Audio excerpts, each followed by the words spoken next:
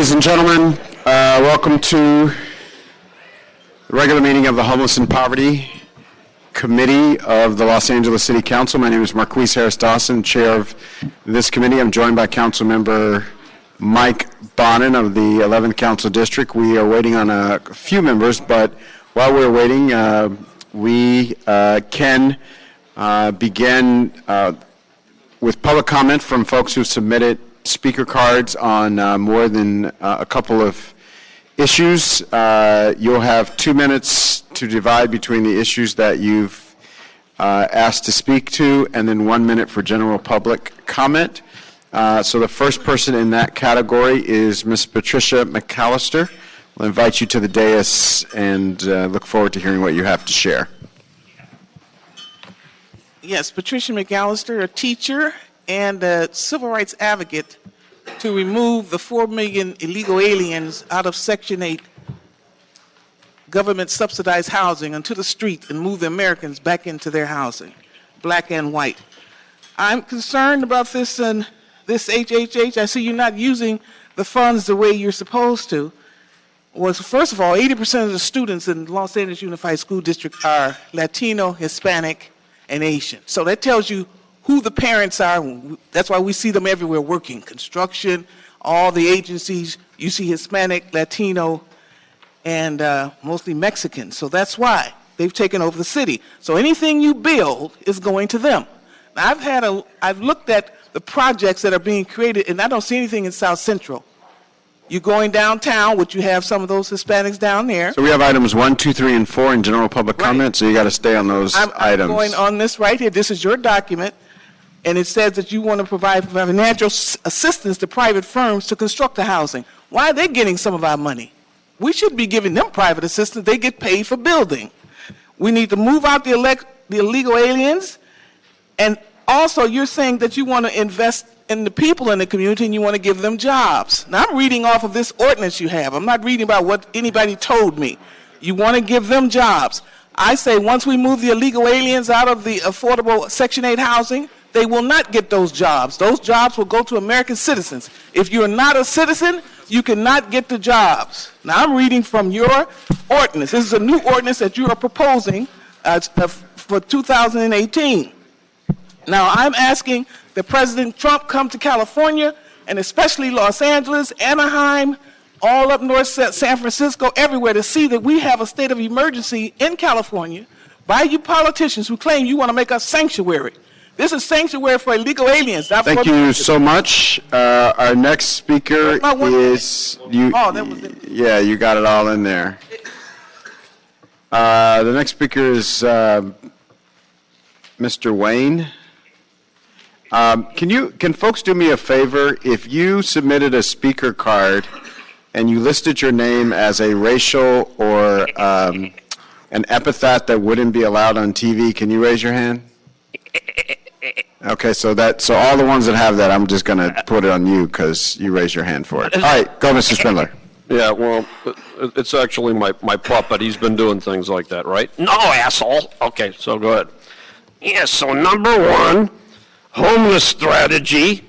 You don't have a homeless strategy. That's the fucking point. You don't have a homeless strategy. The homeless are still in their tents. You're just moving them around all over the place. Go down to Alvarado. Go down underneath the freeway. You turned off the lights. It's dark. So I challenge any of you to stop your car and see if you can get out without being mugged. That's what we have here. That's your homeless strategy. Yes, and for the record, the bigamist just showed up. Thank you very much. So now we get to item number 2, development of homeless management information. Fuck you. You don't have one. There's nothing here. There's nothing. Then number 3, using a parking lot at the El Pueblo? You're taking away parking to give to tent developers? This is crazy. Put these people in housing. Lease a building in Beverly Hills. Let the homeless see what it's like to live with wealthy Jews. That's what we need, diversity, not this bullshit. And then number 4, HHH. I'm here to bitch about the horrible HHH policy led by that Miguel Santana, that prick, that thief. Because what he's doing, 5 projects were denied because they failed to pay off the councilman and the building inspector. Remember, pay off the councilman and the building inspector or you don't build shit. And finally, why do we have this skinhead? Thank you. That concludes your time. No, don't I get a minute? No, you got all your 2 minutes and 1 minute public comment. Please leave the dais. Right? That was your time. It's up. Multiple items is 2 minutes, 1 minute for general. I signed up for general and multiple items. You're done. Mr. Herman? You only get 1 minute for all the items? Mr. Herman? That's ridiculous. Please start Mr. Herman's time.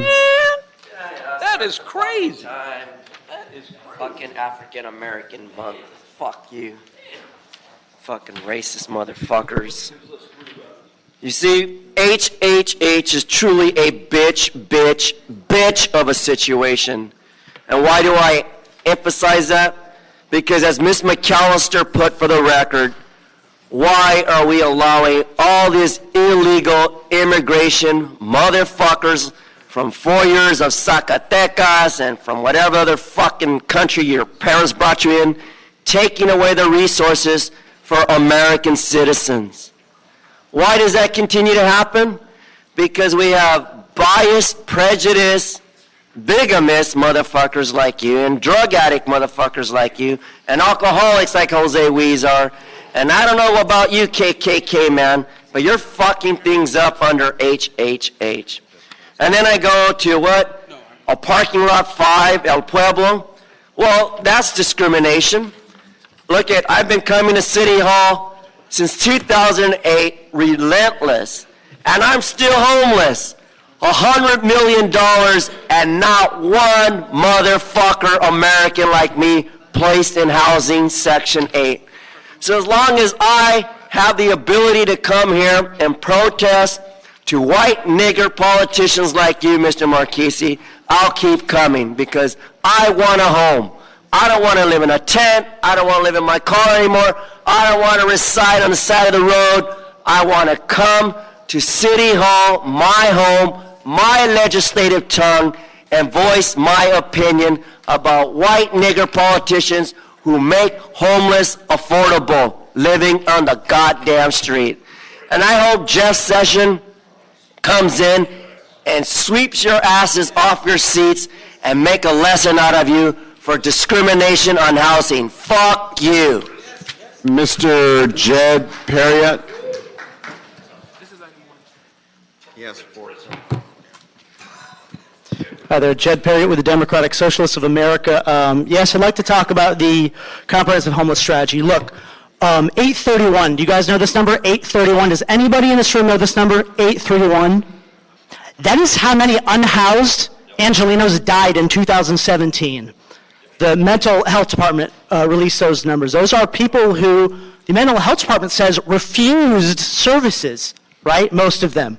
And this is the narrative I'm really sick of hearing from public officials here, that we continue to hear, that it's their fault that they're homeless or that they're unhoused. Oh, they didn't want shelter, right? This is ridiculous. We have failed them, okay? So we have to acknowledge that first. And secondly, these police sweeps in the meantime, while we're waiting for HHH housing, while we're waiting for, and I do actually commend this lot that is being opened for legal camping. That needs to happen all over the city. That needs to happen all over the city because we're not going to build housing soon enough for these folks. And you can't just keep throwing out their vital possessions like you are every day. And Councilmember Huizar, you had an aide over on Figueroa and 110, I believe the underpass was in Eagle Rock. Last week, he was there while they were throwing a woman's tent out. She showed up and didn't know that a sweep was happening. Her tent, her sleeping bag, her ID, everything was gone. And he's there chumming it up. I don't know what he told you, but it was very disturbing. And for her to be treated like that, someone who has a job, was very upsetting. There are fundamental changes that need to happen that go beyond Triple H, okay? I think that when you look at the neoliberal era in which we have defunded things like public housing and put it into prisons and policing, That needs to be reversed quite a bit, I would actually say. And I think that moving forward, if we don't do that, if we don't consider defunding certain things and refunding projects that we have forgotten, we're just going to continue to see these same numbers on the street, the same encampments from Orange County to Los Angeles to San Jose to San Francisco and on and on.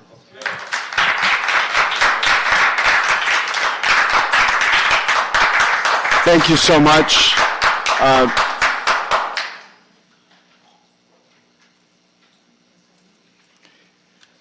Mr. Villanueva, I believe we have a full quorum. Can you call the roll?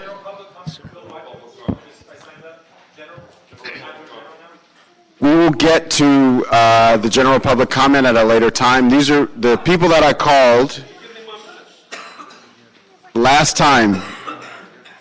I've warned Mr. Herman and Mr. Spindler not to interrupt this meeting again. If you do so, you'll be asked to leave. General public comment, if you only fill out one card, we'll get you after items. The beginning was just for people who some people fill out every item or multiple items. That's what we got. So hopefully that's clarified. Mr. Villanueva, can you call the roll, and we'll call the meeting to order and begin with item 1. Certainly, Mr. Chair. We have council members Bonin, Weister, Price present. We have a quorum, sir. Thank you so much. Can we read item number 1 into the record? Yes, sir. Item number 1 is a Homeless Strategy Committee report relative to the Comprehensive Homeless Strategy Quarterly Performance Report for fiscal year 2016-17, fourth quarter. Excellent, thank you. I have one speaker card on item number 1, Corey Blade. Is that an actual human being? Apparently it was a joke. Okay, so we have presentations from staff on this matter. From the CAO's office, item number 1.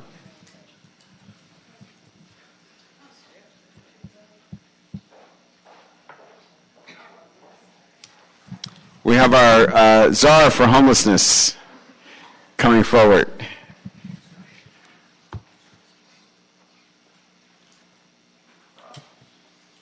Good afternoon, Meg Barclay, City Homeless Coordinator in the CAO's office. I apologize for that I missed your calling the item.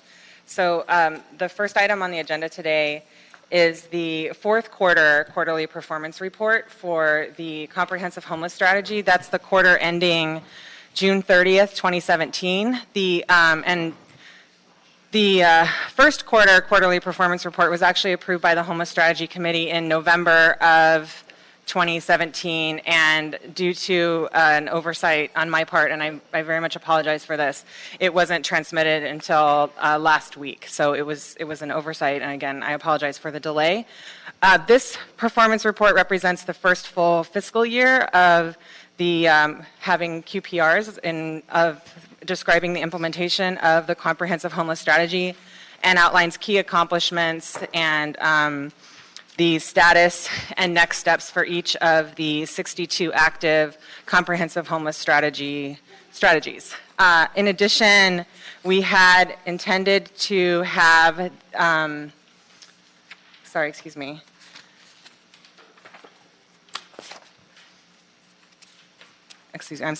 So we had intended to have metrics for this particular quarterly performance report, but due to some delays in the availability of data from the Homeless Management Information System transfer to a new software platform, we weren't able to get that data for this report. However, the first quarterly performance report does have our first set of metrics data, so you will see that when we come through with that report, when that report is scheduled for this committee.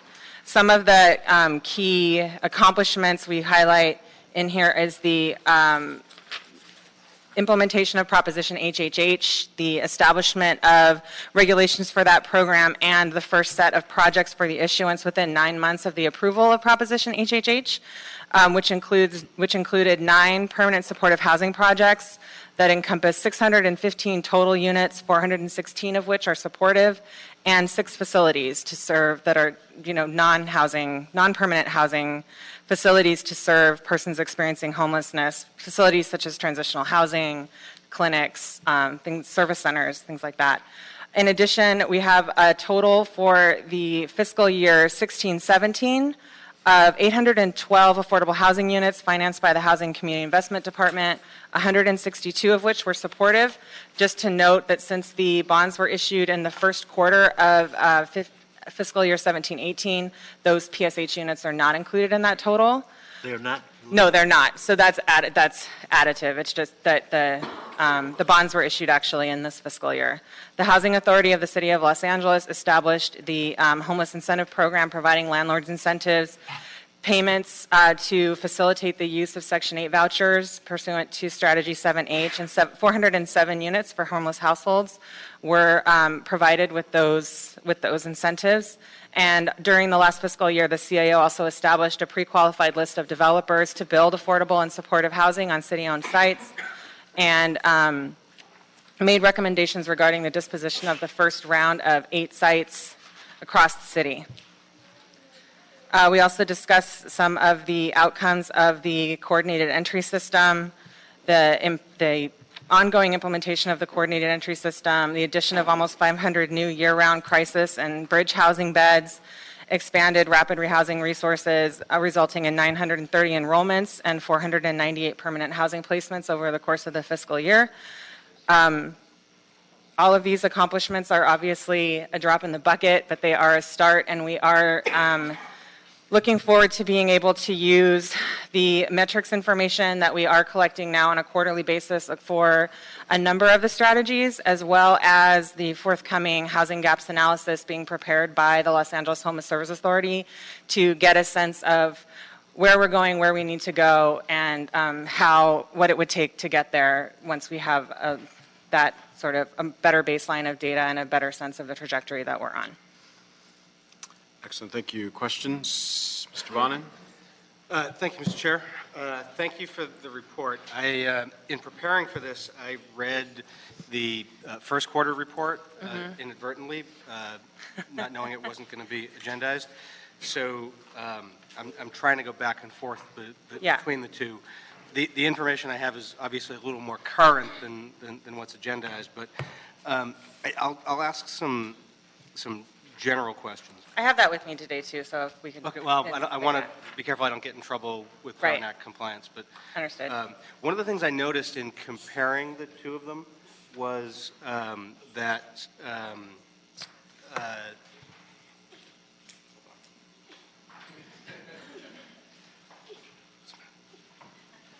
in comparing the two of them, was that there are some items listed on the third quarter, not listed on the third quarter report, that are on the first quarter report. Okay. So what I'm curious about is why, when we have the quarterly reports, we don't have a status report on every single item. We do have. The intention is to have a status report on every single strategy. There are kind of two sections of the status report. So there's the section of strategies that are prioritized, and then there's the section of where we have strategies that were either received funding or were identified as priority strategies when the strategy was adopted, and then we have another section for all of the other strategies. So we have, that may be what you're seeing is where, and I think I see in the first quarter, in the first quarter QPR, we may have actually not done that. That may be what you're saying, actually. I think we did it. One of them has 5A. Mm-hmm. One of them has 5A. Yes. And the other has 5A, B, C, D, E. Okay. Yes. Yeah. Yeah. So so 5A, they should all be in both of them. They're just in a different order in the fourth quarter versus the first quarter. Okay. One of my general questions, and I went back and I listened to the recording of this committee from, I think it was November 1st, which is when we had 7.0 on here, and I'll use that as an example. 7.0 is about emergency shelter and the conversion into a lower barrier shelter system. And one of the things I was looking for then was not just, how many beds have we added, which doesn't tell us much. I mean, we know we have, several tens of thousands of people who are on the street every night. So do do we or LASA have a goal of how many of those we hope to How shelter? many we need, yes. So that is definitely what, when I was referring before to the housing gaps analysis that's being prepared by LASA, that's exactly the information that we're going to be getting in the next couple of months. So the county-wide version of that will be released next week, but it takes a little longer to get just a city version of that. But I am going to be looking at I've been talking to LASA and pushing to get that as soon as possible. But you remember the gaps analysis that was done in 2015 prior to adoption of the strategy identified sort of how many beds we have, how many beds we'd need at sort of a steady state. So if we were kind of at an equilibrium point, what is our optimal level of shelter infrastructure we would need in addition to permanent supportive housing and and rapid rehousing? What kinds of resources, housing resources, would we need if once the system is up and operating the way that it needs to be? And we'll have that number and to plan to. And that's I think that's sort of the minimum number that we would need based on inflow, based on how long people stay in housing, based on how long it's taking people to get into housing, those types of things. Yeah, it just, as I was reading through this, and it's sort of a common theme on a lot of the things of in talking about the in-reach in the prisons, we indicate this is in the jails. This is the number of people that we connected with. This is the number who've sort of gone into the pipeline. We don't talk about how many the population is overall that we're trying to reach. So I don't know what I see what you're saying. target is. Mm-hmm. But my general frustration in reading through it is that this feels like a government response instead of an emergency response. And by that I mean that we're talking about what we think we can do in 6 months or a year. Right. As starting from our ability as opposed to what the need is. Yes. And unless we start looking at what the need is, I mean, do we need, I don't imagine we'll do it, but do we need 20,000 shelter beds in the next year to get beyond encampments in everybody's neighborhood? Right. And if that's where we are, we need to have a plan to get there. And it may take a few years. Because what are we planning to, how far are we from where we need to be and what, exactly. And that's what I'm really hoping to start being able to do with this updated gaps analysis, because when that analysis was done also, it was before we saw the bigger spikes in the count. And so this will take into account the most recent, the 17 count, and also we're having a lot more data from the CES and this system about those things like inflow, about how long people are using emergency shelter, because if people really are are able to get, into housing after 90 days, then one shelter bed is serving 4 people a year, and that helps us to estimate what our need is for those beds. That is what I'm looking towards. The sense I get is that when we did the comprehensive homelessness strategy, we came up with 50 or 60 different elements of it, and one of them was to do the long term, the permanent supportive housing, which we're doing, but it's slow and it takes a long time. But then we also had stated as a goal was to address the street strategy and the encampments first, and there's a number of different elements of it, but it's becoming clearer to me as we're a year into this now that there really isn't an actual stated strategy to get people off the street quickly. Yeah. And I mean, does LASA have that, or is that something that we actually need to explicitly say, we need an actual strategy that tells us how we get people off the street in the next year? Because we can't keep waiting 6 or 7 years for PSH. Yeah, no, absolutely. And I think that there's a lot that LASA does have around, like, what is the way of getting people in off the street. And again, I really do believe that this gaps analysis is going to get us to at least knowing where we need to be and have a better picture of where we are to make that comparison. And then what is it going to take? How much would it cost? How many shelter beds do we need in order to accomplish that? When will we have the gaps analysis? I'm hoping within the next month. Because, I mean, the mayor's office is presumably well underway in drafting the budget. And I don't think a budget that comes to us that doesn't have a strategy to get, a large, massive number of people out of encampments and into some sort of shelter. Right. is a budget that suits our need right now. Yes, that's why I'm pushing to get that as soon. And I think that there is a lot that we can do with the countywide one I'm already trying to figure out how we can, at least in the meantime, figure out how to use the countywide one to make at least a near-term estimate for that very purpose. Okay, thank you. Yeah. All right, thank you, Mr. Chair. Thank you very much. Mr. Price? Thank you. Thanks for the update. You've done a lot of work. We got a lot more to do. Yes. But you've done a lot. Absolutely, we do. A couple of questions. Talk a little bit about this jail and reach program. So How this that- is how that something. works and- Yeah, this is something that LAPD has done. They've gotten basically between figuring out what they can do with their existing resources and getting service providers that are funded through the CES to spend now right now it's half a day every week in each of the 3 municipal jails, and they are going in and talking to people who have been identified as homeless upon intake to try and identify them with a housing resource upon release.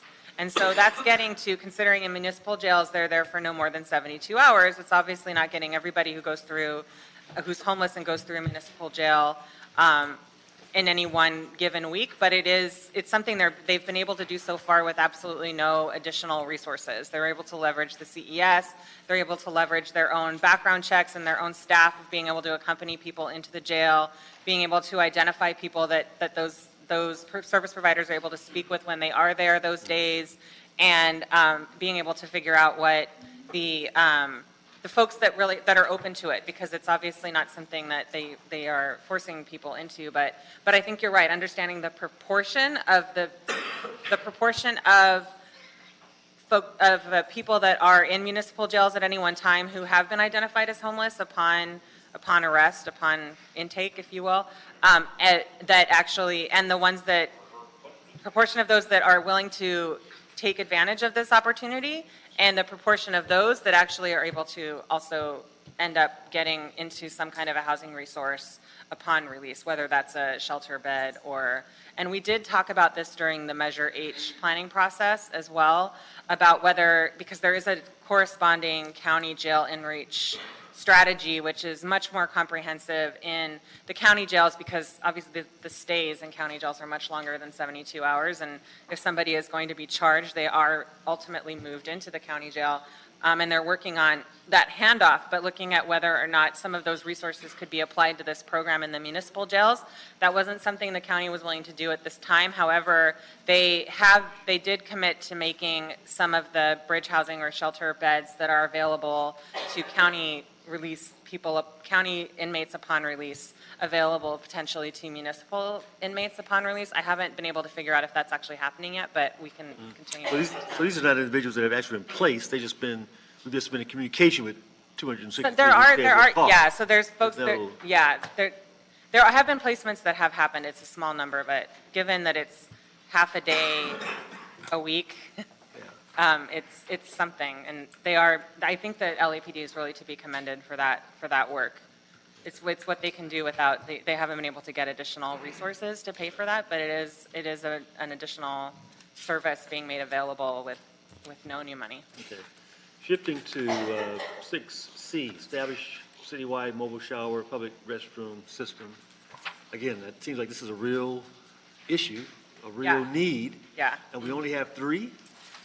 So as of 3, sorry, the mobile showers has been an issue because even when we've had money allocated, we have not been able to find a provider that is willing to take our money. So Lava Mae is very active in the city of LA, but they are providing that service with their own resources, whereas we're able to help facilitate that by providing access to water or helping with parking requirements or things like that.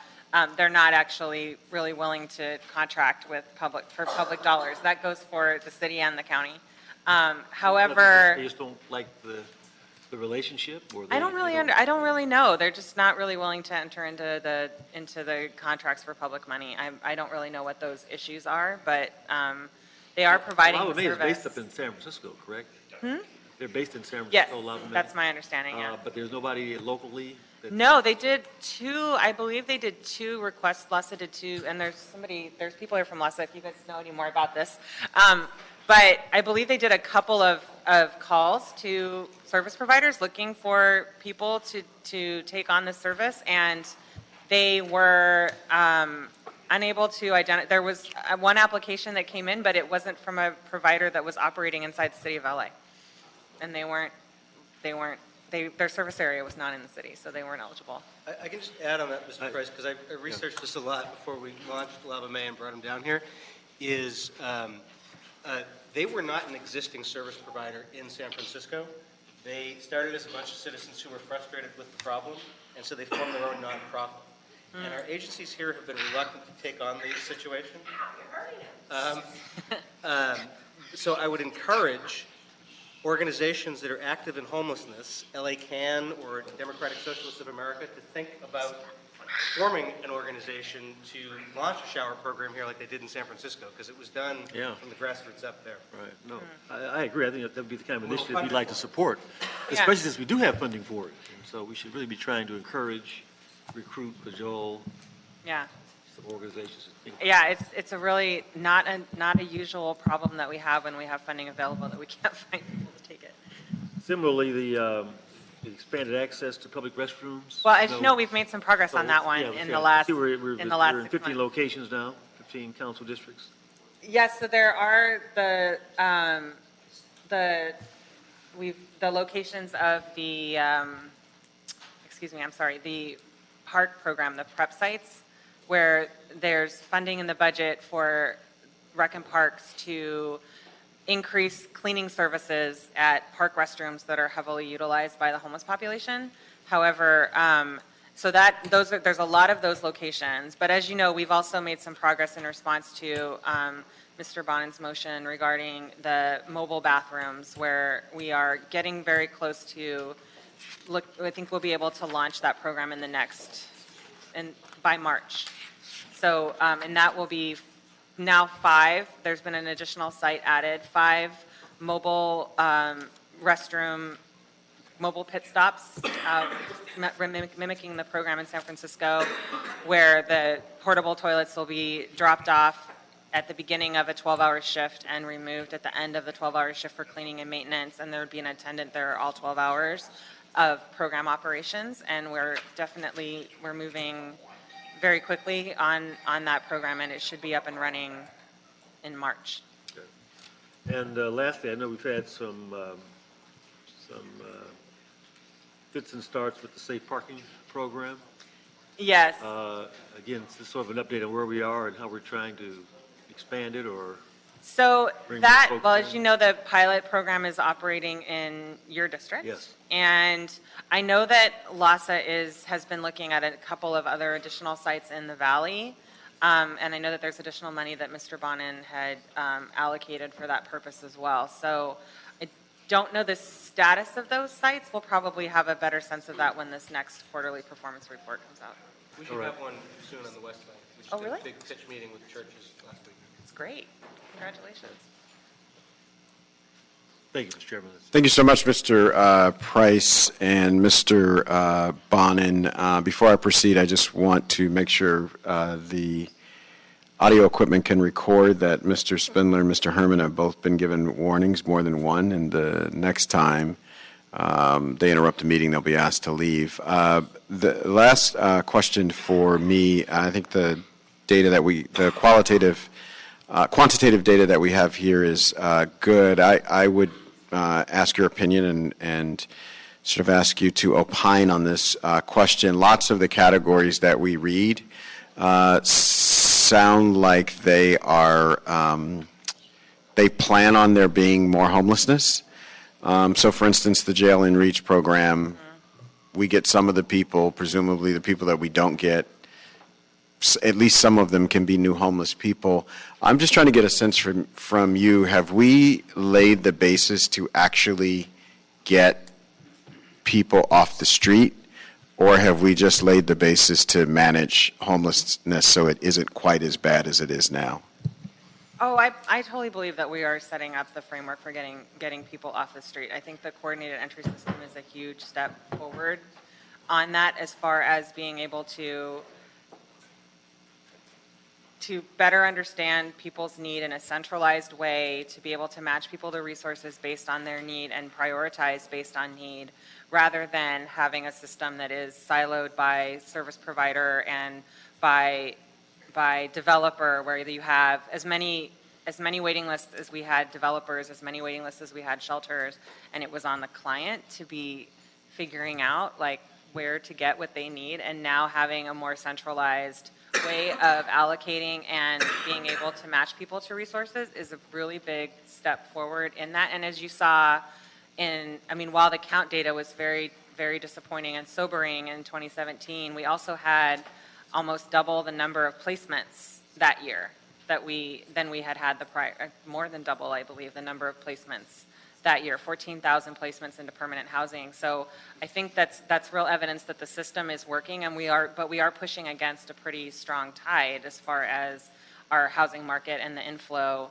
We're seeing a lot more people who are homeless for the first time than we'd seen in the past, where I think we're seeing a lot of evidence that it's becoming, in addition to a problem of where in the past I think it had been mental illness and substance abuse and things like that were large indicators of vulnerability to homelessness. It's becoming, economic factors are becoming even more a solitary driver of people becoming homeless, than between our rents rising and wages not rising along with them. So we're pushing against a lot of factors that are really, really difficult. But I think our system is being set up, and the system itself is being set up to really address that as best we can.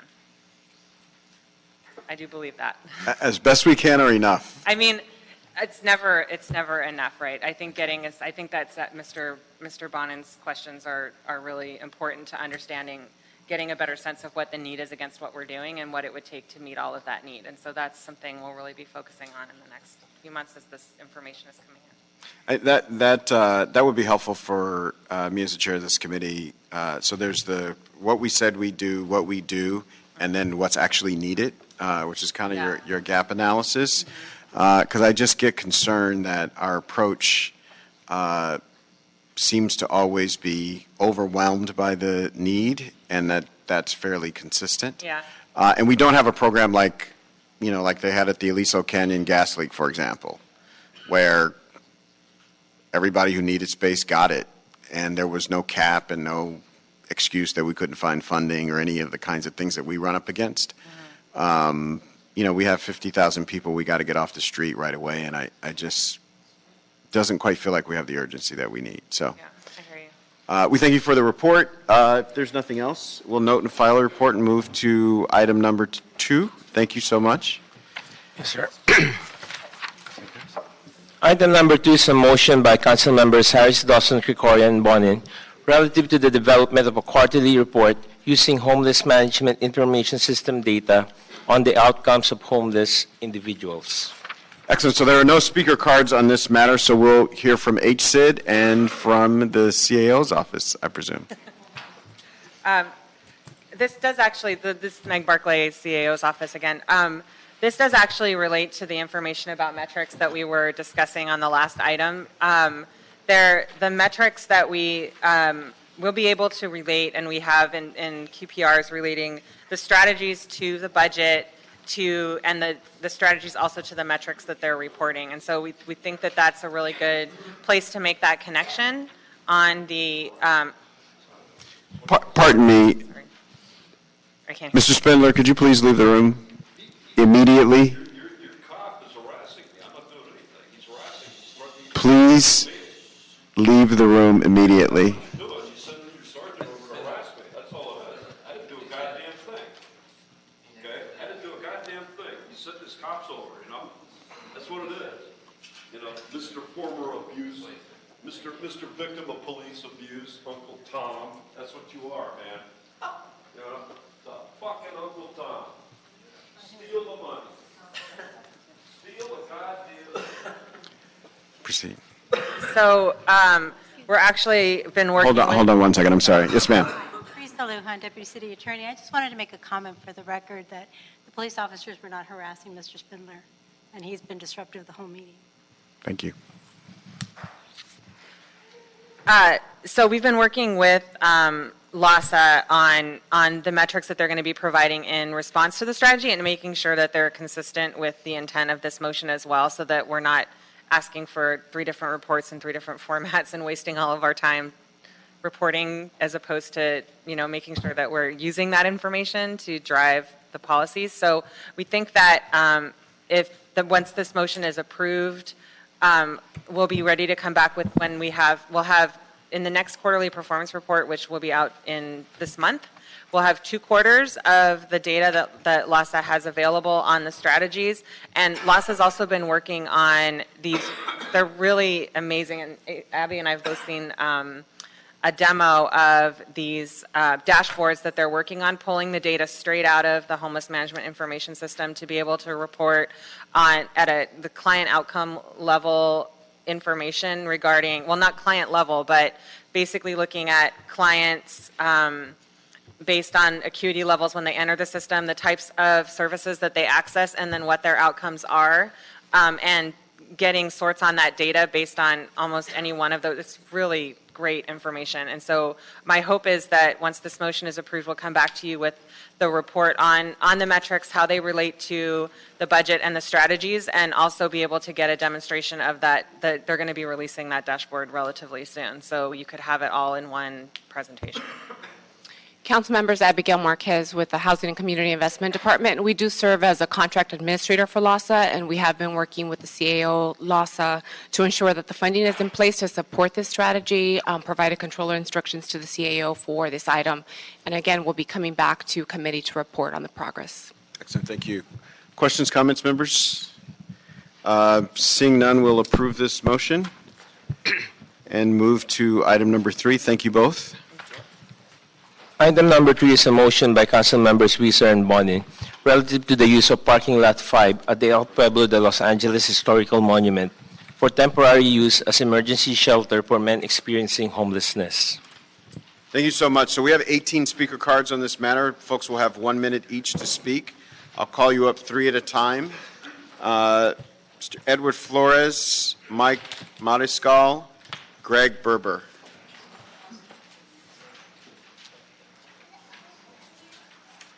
Before we start, may I ask a question? Can we offer our minutes to other individuals? No. Okay.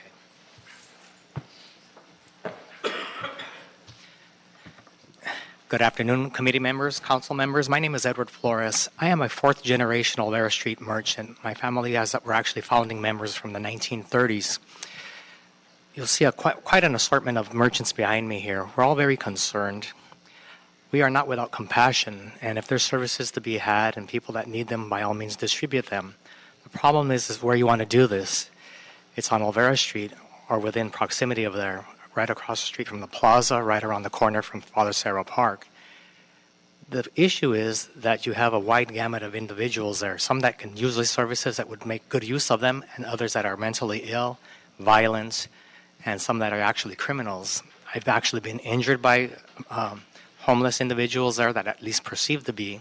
I've had customers that have been attacked. I've seen people walk up and down the street entirely nude, and people disrobe in the public restrooms there that have actually bathed in there. My concern is for the visitors that we're trying to increase there, children that come there, and family members that come there as well. Thank you. Good afternoon. El Pueblo Park is a state park, is a city park. We are educational. We are historical. We are cultural. We are a very vibrant asset to the city of Los Angeles. The movement to put the temporary housing in the parking lot 5 will affect revenues to the city. It will affect revenues to the park and will affect it to the merchants. Water lines and electrical lines need to be put in. We need larger facilities. We need to put more money into a larger facility to house more. Also, an exit strategy. Where is the exit strategy? Are we going to be gone? Will this end in 3 years as proposed? Thank you. Thanks. Good afternoon.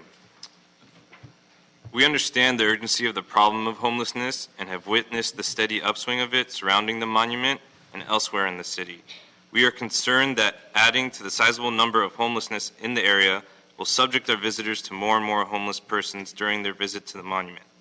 Confrontations, including hostile and aggressive encounters, already happen regularly towards staff and owners of Olvera Street businesses, which require assistance by security guards to help protect the local community members from potential theft and physical attacks. Drug use is a continuing issue that plagues the homeless population, and this can lead to violence or other acts towards visitors that will negatively affect this area of reputation. Once lost, it's very hard to regain. For years, El Pueblo has received no financial assistance from the city for its operating expenses, and to add to the monument's load just to try to maintain status quo is unfair to the department and the community in general. The severe homelessness in our city is a deterrent to visitation and the level of comfort that our guests experience when visiting the monument. Thank you so much. Paul Hanley, Martha Medina, Augusto Godoy.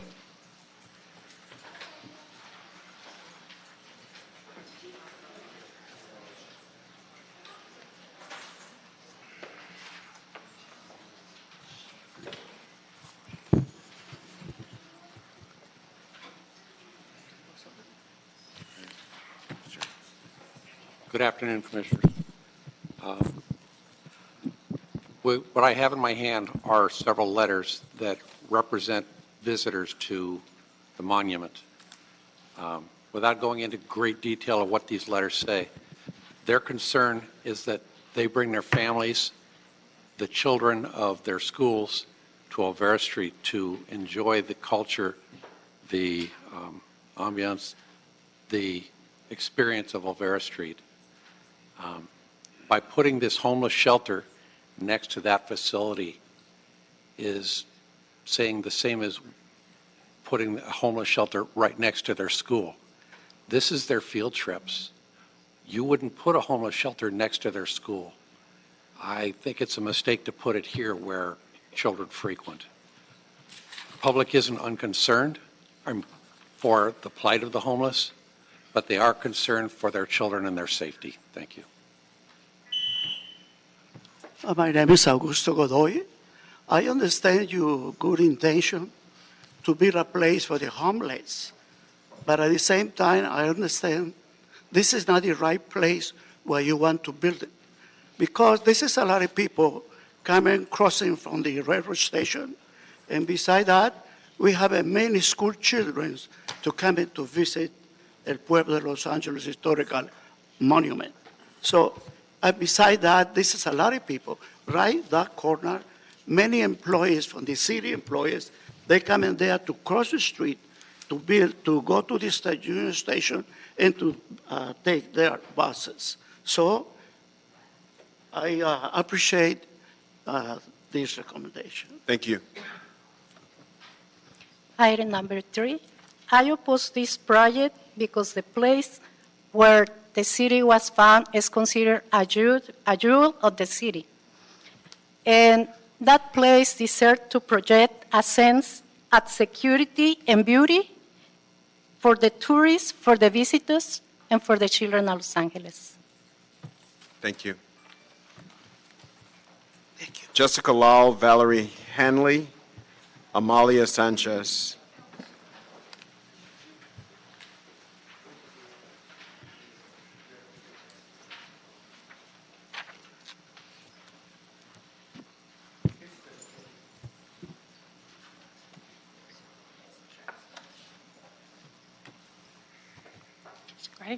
Good afternoon. I'm Jessica Law, President and CEO of the Central City Association. We are a membership advocacy organization focused on building a vibrant downtown and increasing investment in the region.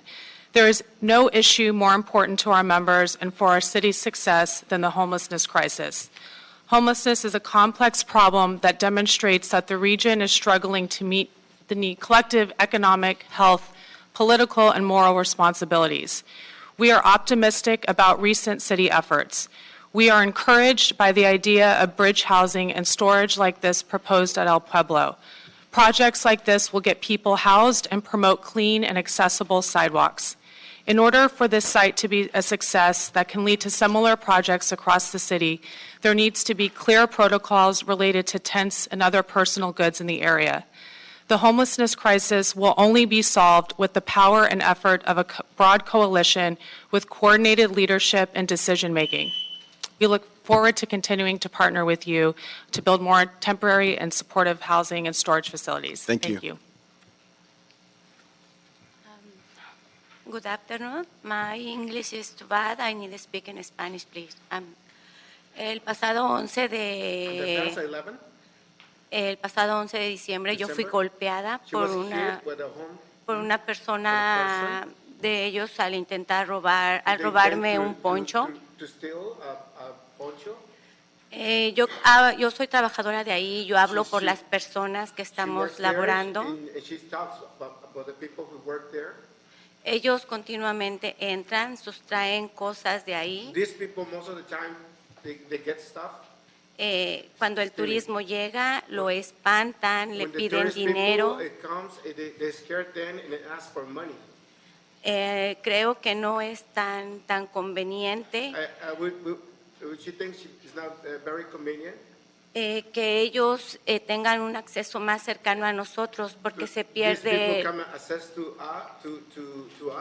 todo el turismo que puede llegar.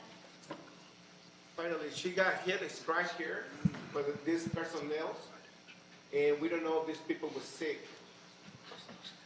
She hit me. Okay. Is that it? Thank you. Good afternoon. My name is Valerie Hanley. I'm a third-generation merchant. I'm sorry, Restrooms. Mr. Herman, please leave.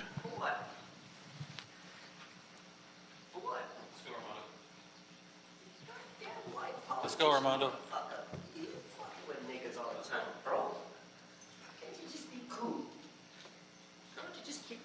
Goddamn area where you work at, nigga, in your house. My house. If you got a big boss there hiding behind it, get him back here. Get afraid of your goddamn ass, nigga. Tell him, nigga. Tell him, fuck the police.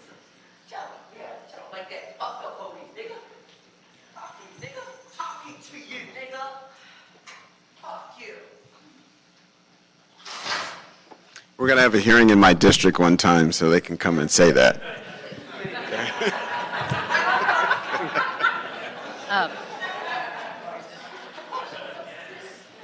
Once again, I'm Valerie Hanley. I'm a third-generation merchant on Olvera Street. We understand that the homeless people are also human beings. However, we are compassionate to the circumstance that they're in, but we have serious concerns. We're afraid for our livelihood, as you heard many of us. We need to be able to fight for that just as much as you're fighting for giving services to the homeless people. We're afraid for customers, our visitors, the children, over 2 million a year that come to enjoy Olvera Street. We don't feel that there is a complete and comprehensive plan yet, as Mr. Bonham was saying, to be able to effectively use the taxpayer money. I think we're just trying to get a temporary Band-Aid and not really think of the entire problem and be able to have something there. We know that there are other places in the city that already have plumbing and electricity and everything plugged in. All we need to do is revitalize that, and that extra money that you're putting into what's going on Olvera Street will be able to actually get more services for these people to be able to do things. I have about 2 pages of stuff, and I know my time is about to run out. I don't know if you're going to allow me a little more time to go through this. One more sentence, and you can submit what you have in writing to us, and we'll all be copied on it. Okay. I have like several questions, especially the biggest one is what specific One more sentence. what specific services is the city giving? Because we have not heard anything comprehensive. So how are you feeding the people, mental health, regular health, any of those things? Thank you. So I will give that to. Thank you so much. Thanks. Felix Munoz, Bertha Gomez, George Sherman.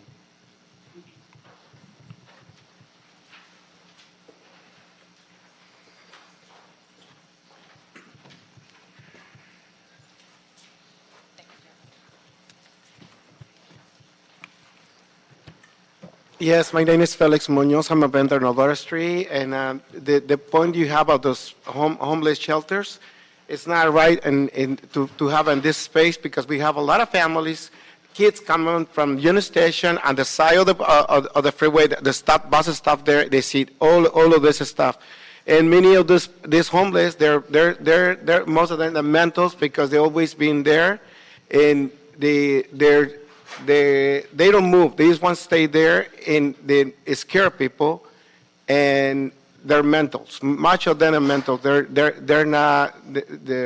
Their mind's not working good.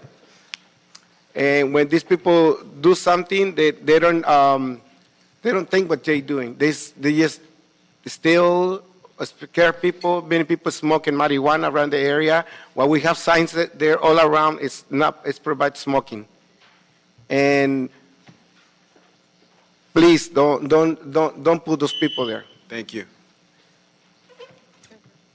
You go, good afternoon.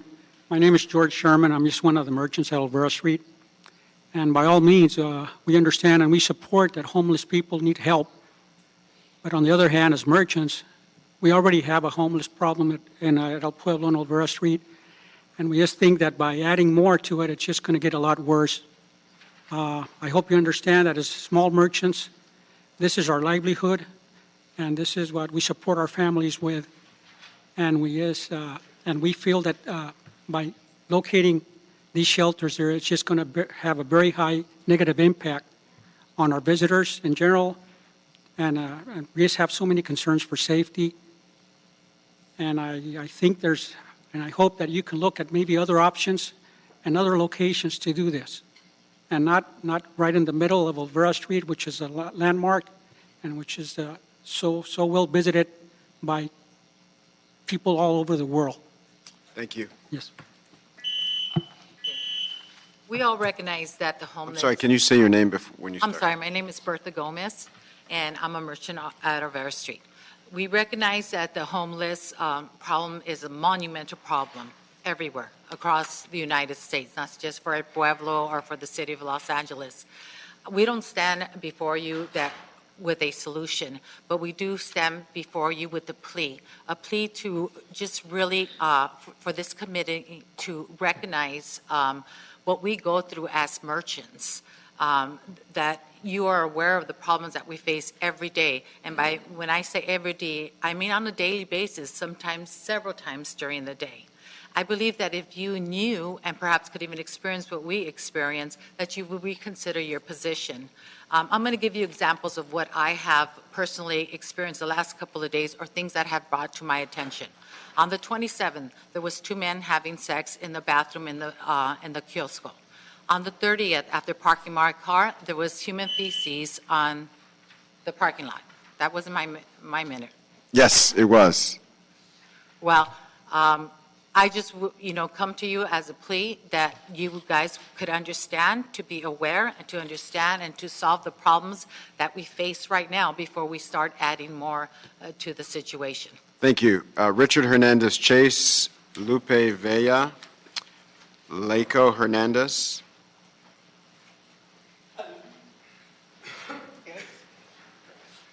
My name is Richard Hernandez Chase, and I'm a merchant. My family owns the donkey stand on Olvera Street, and I'm up front where all the homeless cross from Union Station, from the park, across the street into the church. And it's a mess. It's just a bad place to be. It's so bad, our councilman hasn't been there in 3 years. Well, he's there for Christmas time for the trees light ceremony, but it's just a bad idea to put the homeless. It's going to make it worse. You guys are throwing away all that money that can be better used. $33,000 per bed for 6 months? I get a better rate at the Bonaventure. It's crazy. $33,000 per bed for 6 months? Come on, guys. Somebody's getting rich. Find another solution. Don't put them there. Please, thank you. Mr. Chair, there was a reference made that the local council member hasn't been there in 3 years. I don't believe this individual knows my whereabouts every 24 hours. And in fact, the local council member probably goes there every week. Thank you. Yeah, the chair of the committee goes there quite often too. Yes, ma'am. Yes, ma'am. Are you talking to me? Yes. Oh, I'm sorry. Yeah, my name is Lupi Vela. I own the candy shop on Lupi's Candy Shop on Alvera Street. And I have my son-in-law that works at the school, and he brings his class, Spanish class, every year on the train with for field trips. And they come constantly because he teaches Spanish, and the kids love it. But having this over here, it's kind of dangerous, and now they are canceling. They are not going to be coming anymore because of what the changes are being made. He comes and he works with me, and my daughter worked with me there. We have been there since 1942 in Alvera Street, and I'm the third generation there. But we're really concerned. I had a call on the way over here of another lady that brings her adult group, and they're couples. Thank you. Canceling. Yes, sir. Señores, my name is Lalo Hernandez. I've been on Alvera Street since I was 10 years old. I came to this country and I found Alvera Street. Since then, I've been there. I want to invite you all to come to Alvera Street once in a while, to come and experience what it's now and what it was before, and think about what's going to be tomorrow. You know, I understand your humanity, but you have to understand that you cannot hurt anybody with your actions. So just think about what's going to happen. There's a lot of land, and there's a lot of places you can relocate these people. There's empty buildings around. There's old jail, which is not being used. There's a hospital. It's already equipped to host people. Please think on us, considerate my children's. Thank you. Thank you. Leticia Delgadillo, Liz Hirsch, Robert Vinson.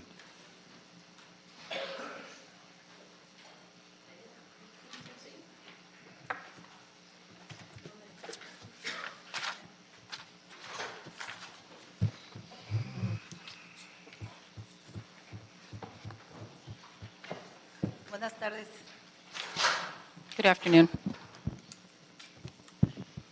Mi nombre es Leticia Delgadillo. I'm Leticia Delgadillo. My grandmother was the first founder of Alvera Street in 1930, and I have over there in Alvera Street 6 generations. And I have I'm the owner of Mr. Churro. Siempre tienen tengo un restaurante chico en el Breezeway. Tengo mesas afuera, ya estoy afuera de los baños y tengo problemas con las personas que pasan sucios y traen cuchillos, agreden a las personas que están comiendo y además es un histórico place y lo peor. Déjame traducir eso. So she owns Mr. Churros, and it's in the Breezeway, and so she always has, it's right by the public restrooms that we have on Alvera Street, so she's always having to deal with the homeless people that do come in. A lot of them, unfortunately, are unclean. Some of them bring knives, some of them bring drugs, and they harass her customers that are right outside because she has a few tables out there, and she says that this place is also historic. And the place that you actually are talking about putting the trailers is in a direct exit to the 101 freeway, so that's the first thing people see as they get off the freeway. Thank you. Hi, good afternoon. Thank you, council members. My name is Liz Hirsch. I live in Los Angeles. I'm a parent and a teacher, and I'm also a member of Democratic Socialists of America, and I believe that housing is a human right.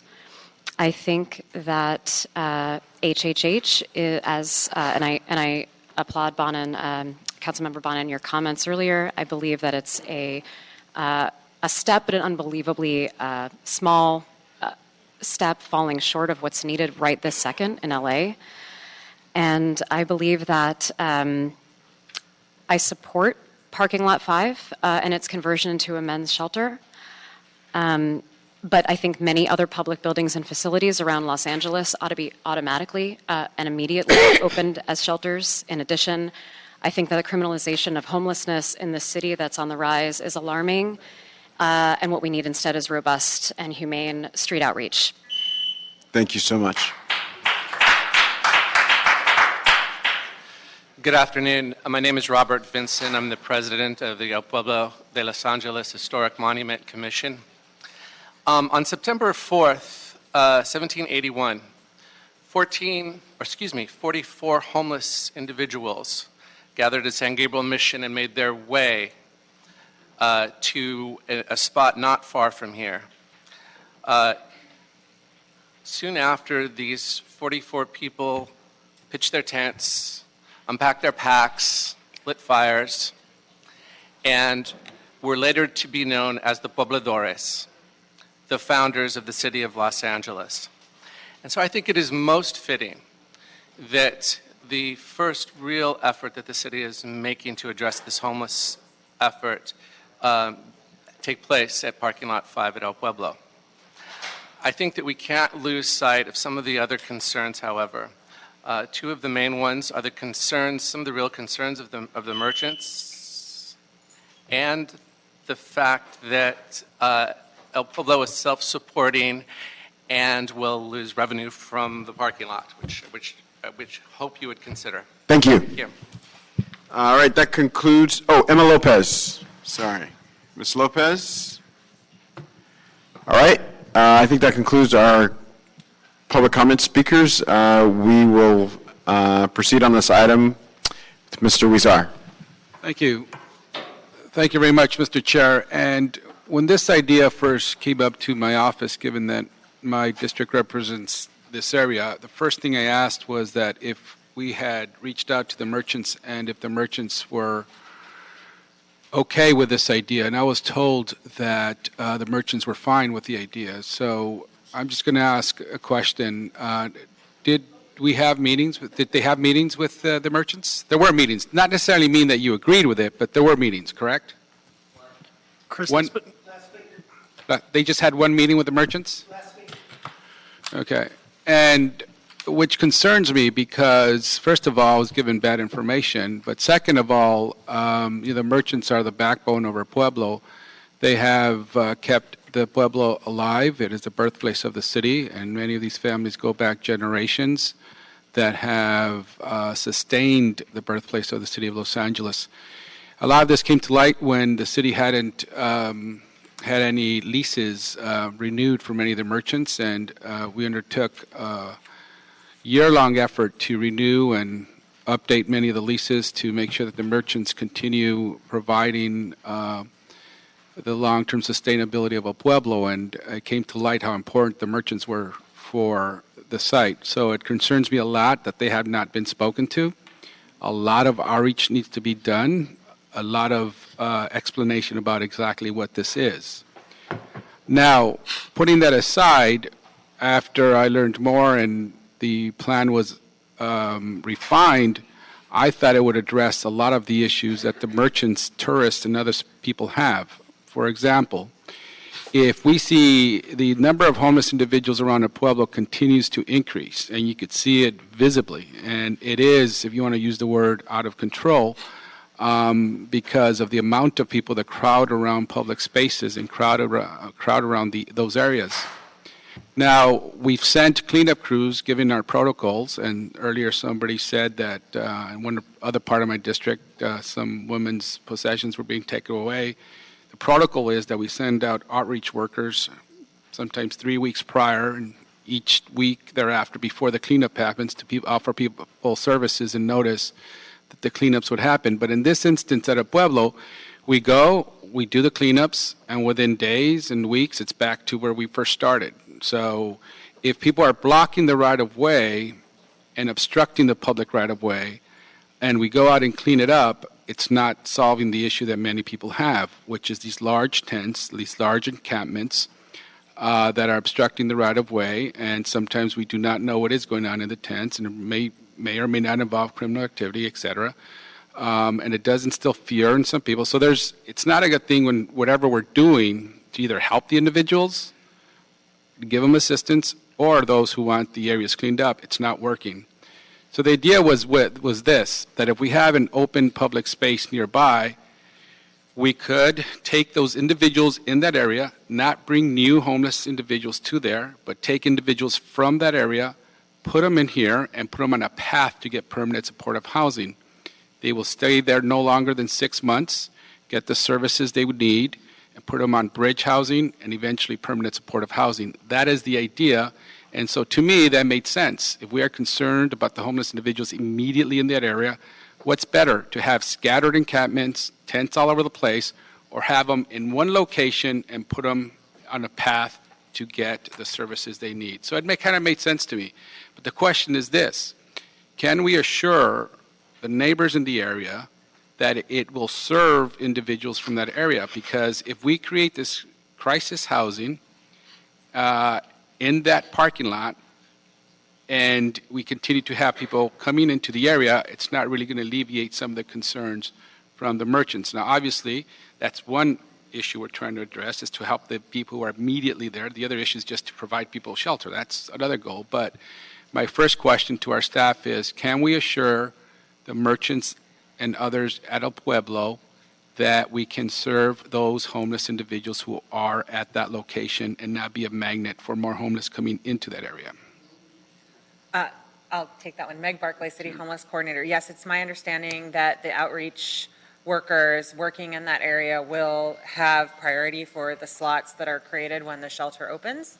There are 60 beds anticipated for this shelter, and the last count, I believe that LASA did, identified around that number of encampments of people camping around the El Pueblo area. So presumably those slots could be filled with the folks initially when the shelter opens, with the people who are encamping in the area. So we will use the coordinated entry system, and now the coordinated entry system is a system where we track data for homeless individuals no matter where they are, and we have all their information, what type of services they need.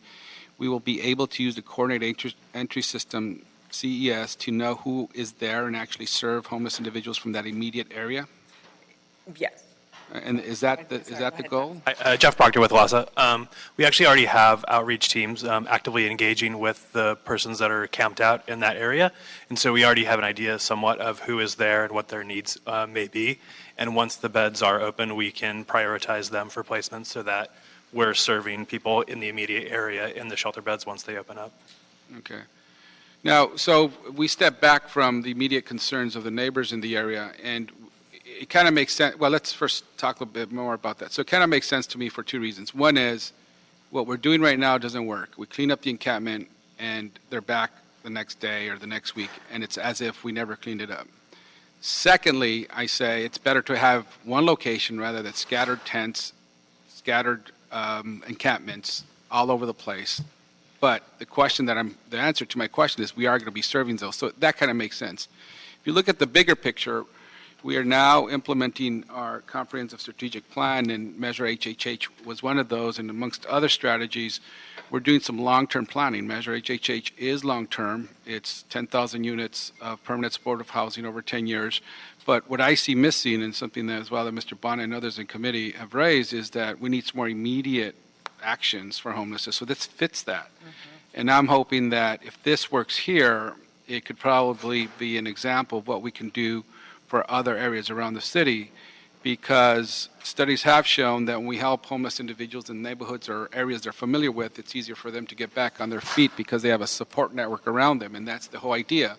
So, for example, if we do this somewhere in the valley, and there's homeless individuals living around the streets there, and we find a public location where we could put this crisis housing there, it'll be much easier for them to get back on their feet if they're in a neighborhood they understand and know, and we're serving those individuals there. So I would hope that we move forward with this, but I would really want us, before we adopt this in full council, that we have a couple of more meetings with the merchants at a Pueblo to fully more explain what is the process, what's the procedure, what are the security measures, because I still have some questions about security measures. What are we doing to ensure that people in the location are secure, as well as people around the area will be secure? Because in fact, we do know that over a third of our homeless individuals have mental health illness, and in and of itself, they're not dangerous, but gone untreated, they can be dangerous, and there may be individuals that need additional type of treatment other than just having them at this crisis housing, and how we treat those and help those. So those types of security issues need to be resolved as well, and I would hope we don't, if we move this forward today, that we do not schedule it for full approval in council until we have additional community outreach to the merchants, and also we answer additional security measures, which we will forward to the team from my staff before we move to council. Yes, and also to address the security questions as well, I believe that this shelter is designed to be a very low barrier to entry harm reduction model, which also involves a higher level of a licensed clinical social worker on staff and on site during at least daylight operating hours to provide a higher level of support, which gives people who may have been encamped or outside for a longer period of time more support and a better springboard onto a housing plan and into a more permanent solution as well, which I think makes it easier for people to get into the shelter. So there's fewer barriers or fewer programmatic requirements, but also a more supportive place that people will want to stay and get the kinds of assistance that they need, so that they're not constantly jumping in and out of the shelter. And again, with that impact on the neighborhood as well. So it's designed to be a place that people want to be and get the supports that they need to be moved on into a better and more permanent housing. So the idea is this: we have about space for about 60 to 70 people for a term no longer than 6 months, but we intend to have this for 3 years there. No more than 3 But the individuals cannot stay longer than 6 months, because the idea is to move them on into permanent support, bridge housing, and then permanent supportive housing, correct? Yes. And the startup costs are about $1 million or so.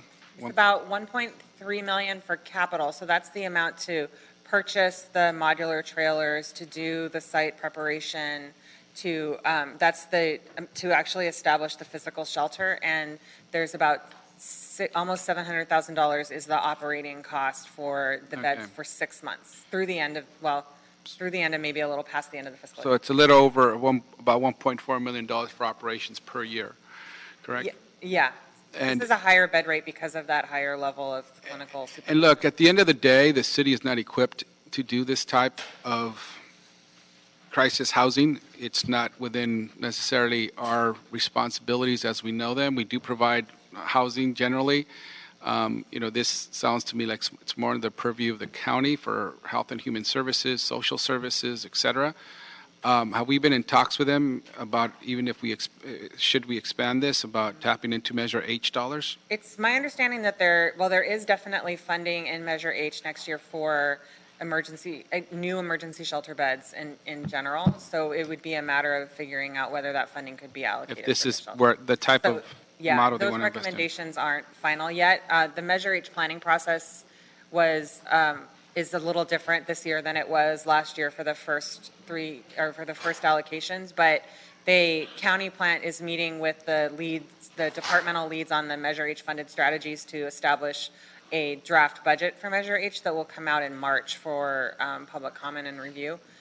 So those will know at that point how much funding is available for new beds under that E8 strategy of emergency shelter, and then get a sense of how that funding could be allocated potentially to support this or other new shelter beds in the city. Well, look, to address our homeless crisis that we have, I'm excited about this type of crisis housing. That's exactly what we need, to get people immediately off the street and put them on a path to recovery and homes and housing. It makes sense. It's a type of triage we should be doing in Skid Row. It's a type of triage we should be doing in areas that have high concentrations of homeless individuals. We just haven't gone around to do it, so hopefully it shows that it can succeed. But as with any type of homeless service, one of the first key pieces of the puzzle is to do outreach to the local community, and it seems like here we failed.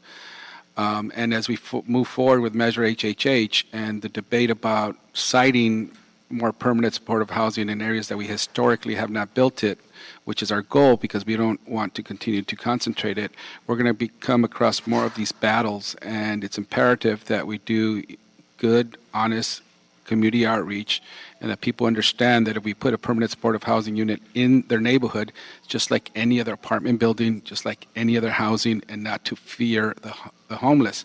But if we come out of the gate not talking to the community in our first few HHH projects or first crisis housing, it's really going to push back on us and our overall program.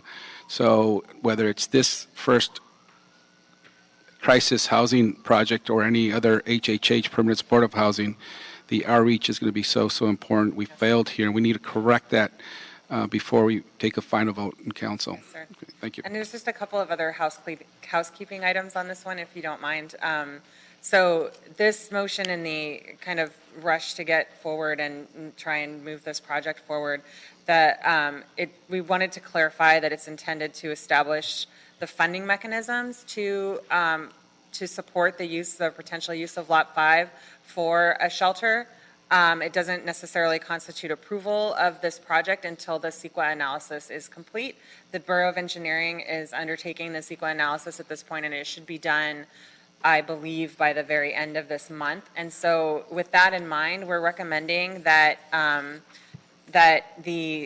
in addition to also clarifying, and meant to ask this as well, to clarify this before, that the proposed shelter will serve men and women, not just men as it says in the motion right now. That was a mistake.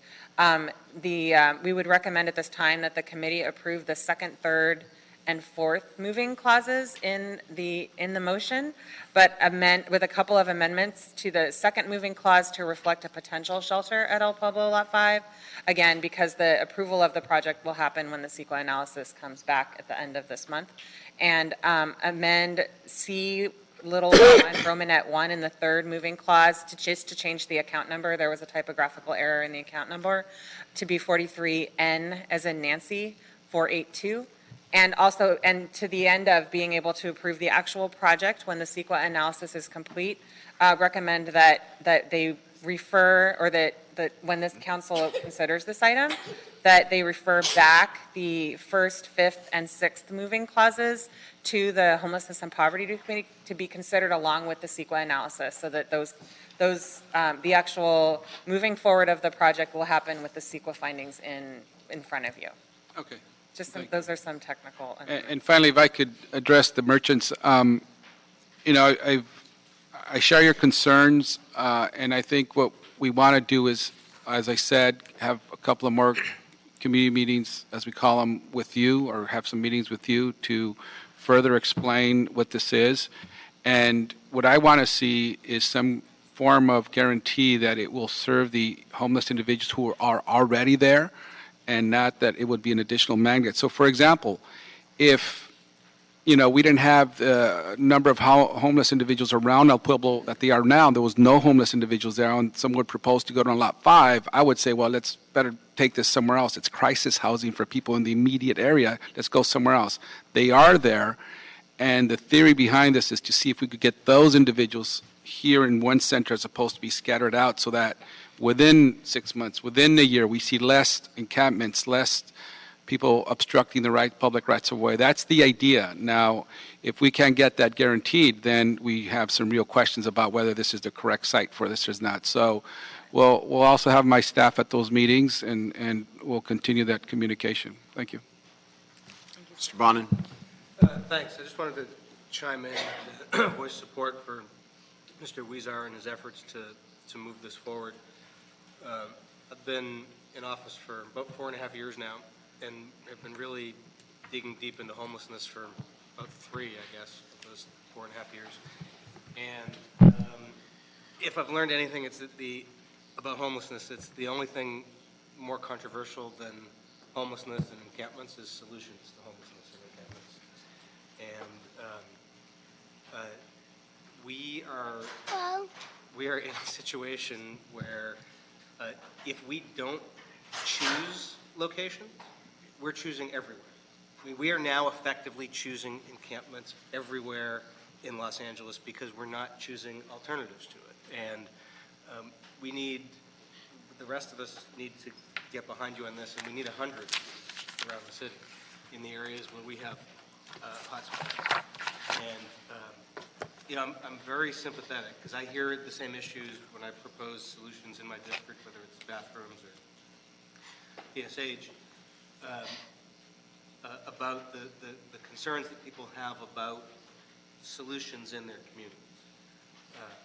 But the alternative to the solution in the community is actually worse. The alternative is what we have now. I mean, now is actually worse than a solution. Right now, you have school kids walking by encampments.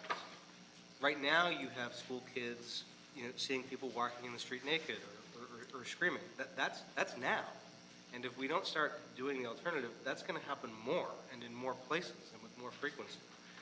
And it's horrible for the kids or any visitors to see what's happening now. It's even a worse lesson for the kids to see that it's happening and we're not doing it. So I agree that there needs to be more engagement and more ways to address some of the community's concerns, but it's only going to be worse if we don't do something. And someone said, please don't take any actions that harm. The inaction is actually more harmful because that's what has been the status quo for a couple decades, and that's how we got here. So I applaud you, Mr. Weezer. Thank you. Mr. Price? No, I too wanted to applaud your efforts, Mr. Weezer. I know it is difficult.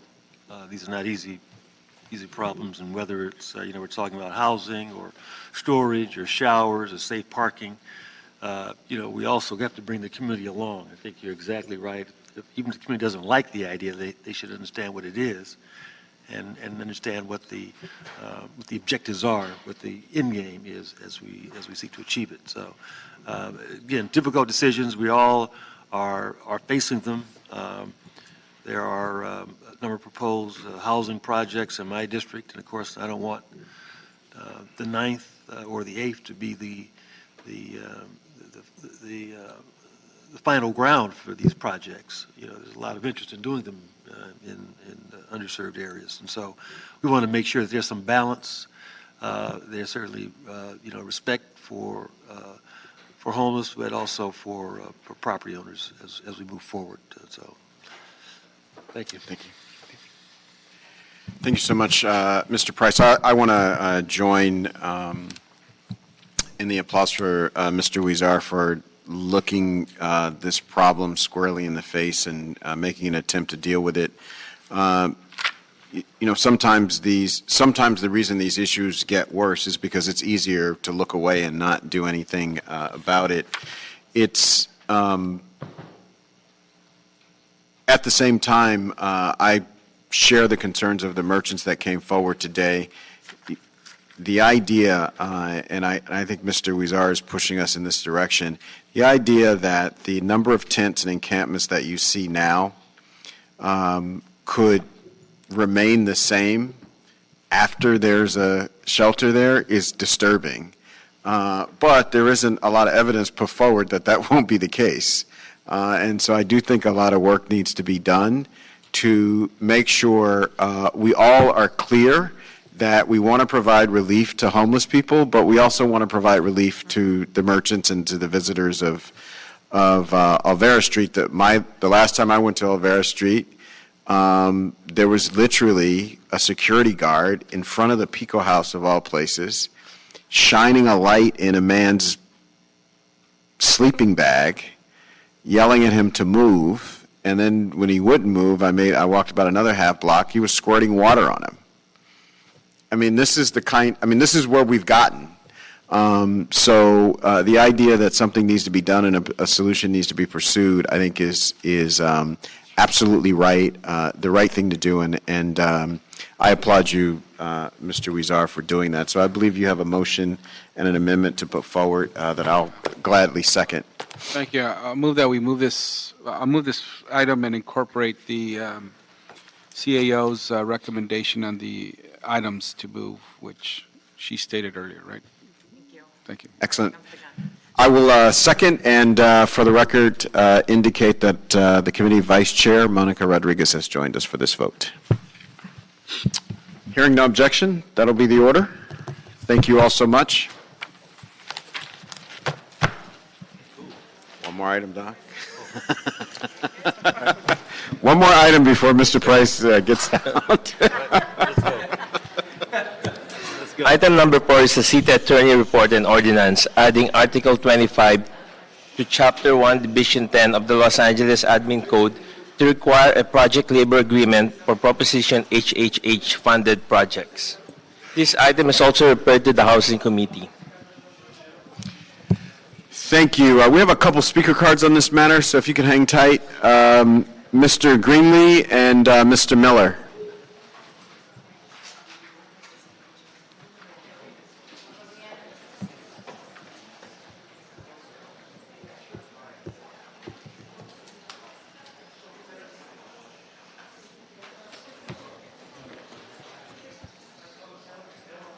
Go ahead. Mr. Greenlee. Good afternoon, council members. My name is Alan Greenlee. I'm the executive director of the Southern California Association of Nonprofit Housing. I'm here to present my 37-point plan on PLAs. First, you have 37 seconds. I want to express my appreciation to the committee and the council for making really great, expeditious, and hard decisions on the homeless question, as exhibited by the work that you just did on the motion before us a second ago. On today's item on the PLA, just want to ask one very specific question having to do with applicability. So there are deals that got awarded a funding commitment from the city but don't have a contract in place. So they are underwritten in a way that doesn't anticipate a project labor agreement. There will be a contract subsequent to that, and I think it just puts a burden on those deals, and so I want to get some clarity about whether those deals are subject to the PLA or not. And then just want to express my organization and our members' willingness to continue to work with the committee, the Housing Department, Building Trades Council to get these HHH deals built. Thank you so much. Mr. Miller. I'm just here for moral support, so I appreciate all the hard work you guys have done, and believe me, the Building Trades is full partners with you on this. Excellent. Thank you. Thank you so much. All right, now we'll hear from our experts on this matter. Good afternoon, council members. My name is Jaime Suarez. I'm an attorney with the City Attorney's Office. Before you today is the draft of the ordinance that was requested, which would require a project labor agreement for certain Proposition HHH funded projects. The ordinance was drafted as requested and based on the parameters that council instructed. There is one thing that came to my attention today, which I was informed by a couple of your staffers that it was not the intent of council that this ordinance apply to projects that may be pending but haven't been funded or contracts that haven't been awarded. The way it's currently drafted, it could potentially apply to those kinds of projects. My understanding is that that this ordinance should apply to Proposition HHH funded projects that are funded for fiscal year or beginning with fiscal year 2018. So if this. So are you suggesting we need to make an amendment to make that clear? Well, I would need an amendment or instruction from council and approved by the full council. Got it. If that is the intent that this committee wants to make. Okay. Anything else? No. Excellent. Questions, comments on this? Hearing none, I will move this item with the amendment that the PLA applies only to fiscal year 18-19 bond issues and future ones, and include a direction to the city attorney to make this clear in the policy. Is there a second? Second. Excellent. Hearing no objection, that'll be the order. Where does that leave us? The desk is clear, sir. All right, we have general public comment, which I don't see any names here. No, should be there. Sorry, it looks like we do have some general public comment cards. Yes. Sit tight, sit tight. Leo Elgudin, Misha Watts, Laura Riley. My apologies, folks.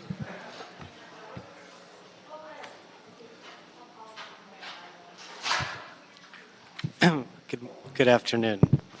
I don't know if you realize, but the clocks in this room are of different times. They're not in sync, which I think is symbolic of this body and its disconnection with the people in the street. By the way, I'm Leo Gooden from Democratic Socialists of America. I also believe that housing is a human right.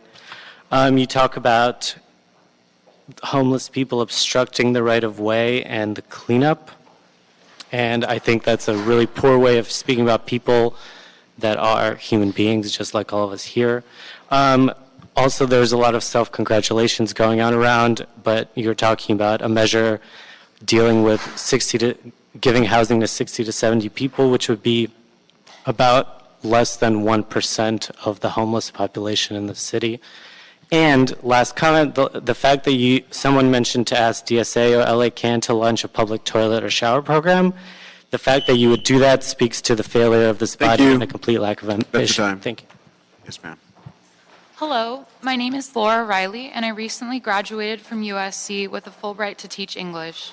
I'm compelled to be at this meeting today because for the past 5 years, I've worked with homeless people on a weekly basis at the Cardinal Manning Center, the St. Francis Center, the Weingart Center, and Skid Row directly. I'm here to share about 3 people I work with in hopes that their stories will shed light on the need to peel back the symptoms of homelessness, the statistics, the numbers, the poverty, the encampments, to what lies beneath, heartbreak, a combination of emotional defeat and an inability to reach out for help. I met a man named Will. Will likes basketball and jazz music and how the innocence of the world is reflected in the eyes of children. Will's girlfriend cheated on him, and he was arrested for threatening to burn down their apartment, thinking that the fire would destroy his pain the same way he watched it destroy everything in his path when he was a firefighter. This morning, okay. Thank you. If you have this written, we'd love to get it and have it be a part of the record.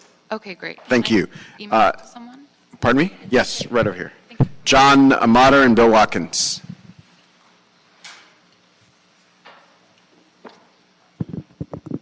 Hi, I'm John Mater with the Democratic Socialists of America, Los Angeles. I'm just here to inform you on what's been going on in the HOPE teams in the city, since every time I call a council member's office, there seems to be a clear disconnect in what they think is happening and what's actually happening on the street.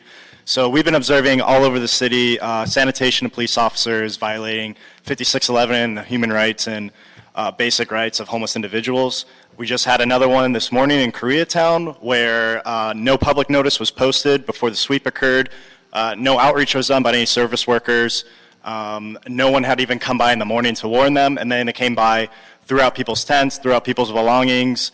One person was there, one social worker was there trying to get one person housed. And as far as I know, this is all illegal. Like, you can't just throw away someone's stuff without any notice, especially when they're following the guidelines of 5611, not blocking right away, things like that. So I would love to sit down with y'all's office and tell you about how HOPE teams are actually counterproductive and only hurting the situation. Thank you. Finally. Sorry about that. Hi, Bill Watkins here. Hey, everyone. Ms. Rodriguez, I've never met you, and I want to say hello. I tried to escape, go to Montana, go to England. I thought I was pretty cool, and I was going to be this great writer. I didn't have the finances, so I've come back to help Los Angeles. My father did so a lot and helped Mr. Wisar in some of his communities, as Jose knows. I'm a pedestrian cleaner. I'm formerly homeless. I spent 5 years in motels or homeless. Got out of it through sobriety and a 12-step sort of experience, and I kept moving my feet, and I got out of there. Self-esteem is really important to anyone who wants a home. Part of having a home is having self-esteem and that you're doing good. I have a program, Mr. Villanueva will pass it around, a 3-pager that I made for you guys called Clean LA. I envision pedestrian work, pedestrian cleaning work as a way out for homeless and as a way to make our city clean. We know it gets dirty in the gutters and the bad places, and I want to help with that. I hope to take meetings with some of you guys soon. Thanks so much. Thank you so much. We're adjourned.